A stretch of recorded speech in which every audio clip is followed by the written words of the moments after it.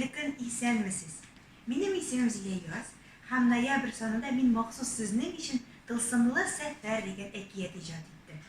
Аның төп герое Йылма исемле кыз, биредә Джимбо исемле маймыл белән таныша һәм алар дөнья буйлап кызыклы сәяхәткә чыгалар һәм сине дә үзләре белән чакыралар. 13нче биттә син дөнья картасы рәсемен күргәнсеңдер.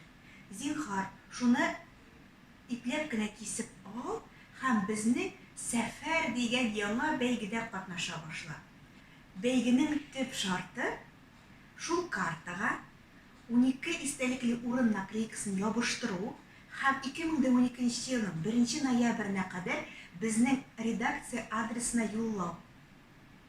Җиңүчегә шәп бүләк, уенчык кибетенә 5000 сертификат. Тулырак мәгълүматны һәм нигезләмәне син salavatko'prik.com сайтында таба аласың.